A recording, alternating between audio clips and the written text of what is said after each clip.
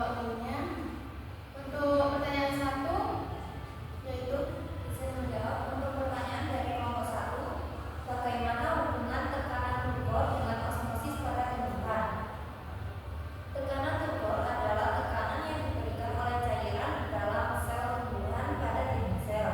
Nah, hubungannya dengan osmosis adalah ketika air masuk ke dalam sel tumbuhan melalui osmosis, tekanan turgor meningkat.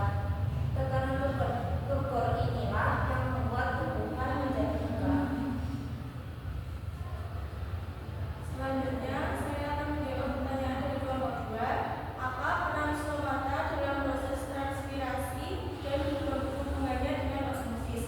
Stomata adalah pori-pori kecil pada permukaan daun yang berfungsi untuk pertukaran gas. Transpirasi adalah proses penguapan air dari permukaan daun.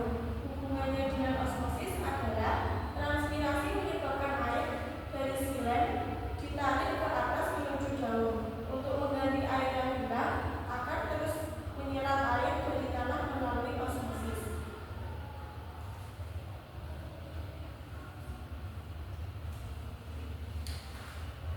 Saya akan menjawab pertanyaan dari kelompok 4. Apa peran aquaporin dalam adaptasi tumbuhan terhadap kondisi kekeringan? Bagaimana struktur dan fungsi aquaporin mempengaruhi laju osmosis? Aquaporin adalah protein transmembran yang membentuk saluran air spesifik. Peran aquaporin dalam adaptasi tumbuhan yang membentuk terhadap kekeringan sangat penting, yaitu 1. Meningkatkan laju penyerapan air dengan membuka saluran air.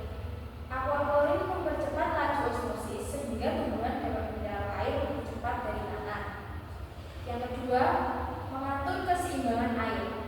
Ekspresinya aquaporin dapat diatur oleh berbagai sinyal lingkungan, seperti defisit air. Hal ini memungkinkan tumbuhan untuk mengatur keseimbangan air secara dinamis. Yang ketiga, selektivitas. Aquaporin hanya memungkinkan molekul air yang melewatinya, sehingga mencegah masuknya ion atau molekul lain yang tidak diinginkan. Baik, selanjutnya saya akan menjawab pertanyaan nomor 5. Bagaimana